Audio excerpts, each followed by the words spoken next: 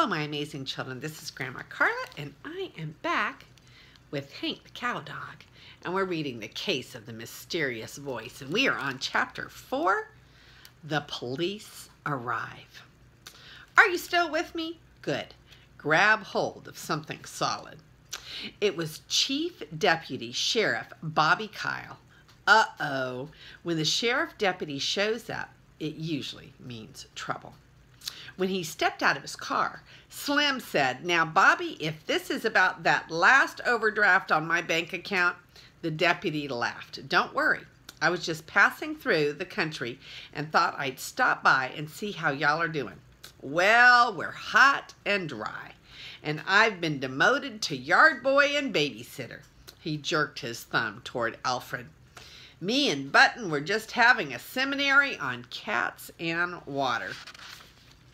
The deputy narrowed his eyes and studied Alfred's face. "What happened?"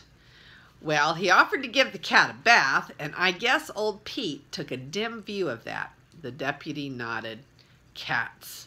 His gaze wandered to the horizon, and he jingled some coins in his pocket. "Slim, you ever own a parrot?" "A parrot? Nope." "You ever wish you owned a parrot?" "Not even in my wildest dreams." "Why?" The deputy gestured toward his car. "Well, I've got one, and I need to sell him." Slim chuckled. "How in thunder did you end up with a parrot?" 2 weeks ago, a guy from Oklahoma missed a turn and drove his pickup into Debbie Barnett's kitchen. I answered the call, and when I got there, he was still sitting in the pickup with a parrot on his shoulder." Slim was grinning. How'd he happen to drive into Debbie's kitchen? Well, he'd stayed too long at the beer joint, and he was impaired, as we say. He'll be in jail for quite a spell, and I ended up with his bird. "How's that working out?" Deputy Kyle pulled at his chin. "Slim, people pay thousands of dollars for a bird like Dink, but I'm going to make someone a special deal." "Uh-huh. Who'd you have in mind?" "I'll sell you the bird, the perch, and 20 pounds of feed for $50. What do you say?" "I don't have $50. If I did, I'd quit this yard job and go cowboying." 10? "Nope." "All right, let's cut to the chase." The deputy's smile faded. "I've had to share my office with that idiot parrot, and he is driving me crazy. He talks all the time, and he's a troublemaker. If I can't find a home for him, he's liable to end up as filler for a chicken pot pie. Bobby, I'd like to help, but I just don't have any use for a bird." "What about Loper?" Silence. I could almost see the wheels turning in Slim's mind. His eyes brightened, and a smile bloomed on his face. "You know, he's always wanted a parrot." "No kidding." "Why, this very morning, as we were drinking coffee in the yard, he talked about how he wished someone would give him a parrot for Father's Day." Deputy Kyle's face burst into a broad smile. "Well, brother, we can fix him up." He moved with uncommon speed, opened the back door of his squad car, and brought out a wooden perch with 3 legs. 5 minutes later, the perch and the bird had been relocated to the back porch. Slim walked the deputy back to his car. "What keeps him from flying away?" "I don't know, but you can't pry him off that perch." "You said something about him being a troublemaker?" They had reached the deputy's car, and the Officer Kyle was wearing an odd smile. "Slim, that bird's a genius. Once he hears a voice, he can reproduce it like a tape recorder. You have no idea." He started laughing and didn't finish his sentence. When he drove away, Alfred looked up at Slim. "I didn't know my dad wanted a parrot."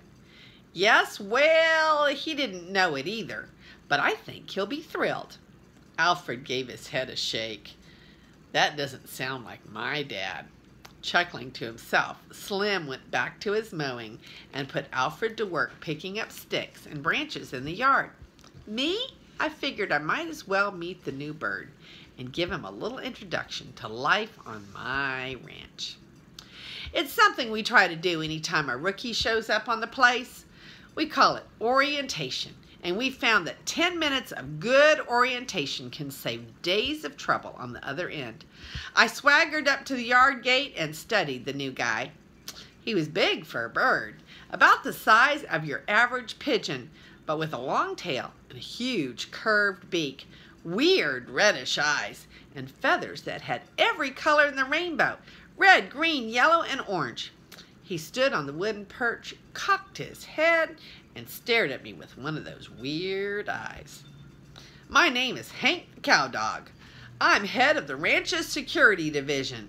I handle cattle, special crimes, sun bark-up, postal employees, and a lot of other stuff that's none of your business. I'm here to welcome you to my ranch. I began pacing, as I often do when I have an important message to deliver. That said, let's forget the niceties and go straight to the point. You're the new guy on the ranch. You're also a bird. I don't like either one, so your stay with us is not likely to be much fun. I don't care. So here is a picture of the new guy on the ranch.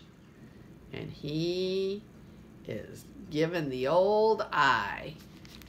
And that one looks like, is that one Hank that he's looking at? Which one is that? Right there. That's Hank. All right. So he's looking at Hank, and Hank is looking at that bird. Now, let's go over the rules. We have a few simple ones. The first rule is this is my ranch. Nothing happens out here without my permission. Period. The second, third, and fourth rules are keep your mouth shut. Any questions so far? The bird blinked his red eye and began using his beak to scratch under his left wing. Hey, you, Dink. Stand at attention when you're being addressed by a superior officer. The bird stopped scratching. That's better. Our fifth rule is no scratching of any kind during orientation. Scratch on your own time. I turned and looked off to the west. Sure enough, Drover was peeking his head out of the machine shed. Just as I figured, he'd been watching. Drover, come here. Immediately, I turned back to the bird. I want to introduce you to my assistant, Drover Sea Dog. He's a goof-off, but in my absence, you will take orders from him. Drover arrived just then, wearing his usual silly grin. Oh, hi! What's that? That is a parrot. Where were you when I was being shredded by the cat? What cat? Oh, you mean down at the stock tank? That's correct. Answer the question. Let me think. He rolled his eyes around. I guess I left. I gave him a withering glare. I guess you did. Your commanding officer had been ambushed by a deranged cat, and you ran from the field of battle. Yeah, the noise was hurting my ears. Hurting your ears? Do you have any idea what was happening to my ears? That cat was trying to tear them off my head. 13 chicken marks, Drover, and 1 hour with your nose in the corner. Yeah, but hush. I turned back to the parrot. Sorry, Birdie. We had a little departmental business to clear up. I cast a glance over to the iris patch and saw a pair of scheming little eyes peering out. Okay, Pete, step out. I know you're there.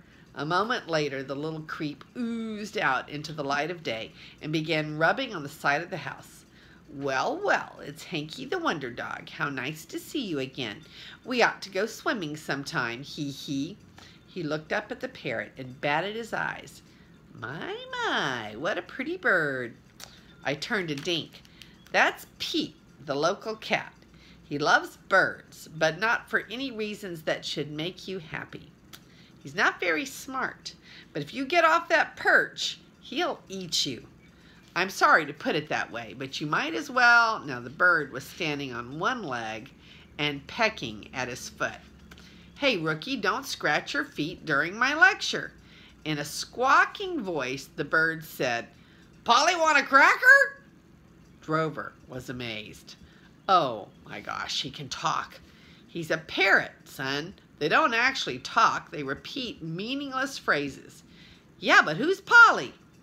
I stuck my nose in his face. The parrot was babbling, and Polly is a meaningless nobody. Can I have a cracker too? No. I turned back to the bird. Okay, pal. That's your orientation. You've met the staff of the security division and the local cat. I guess that's it. Nobody's glad you're here, so have a nice day, or don't. We really don't care. I whirled around and marched away. Behind me, I heard a squawking voice say, "Ark! Polly's a meaningless nobody! Polly's a meaningless nobody! Ark!" That should have been my first clue that this bird was going to cause trouble, but I had other things on my mind. All at once, I felt a strange craving for crackers. That is the end of chapter 4, and I thought that was pretty funny. All right, so this is Grandma Carla, and I love you.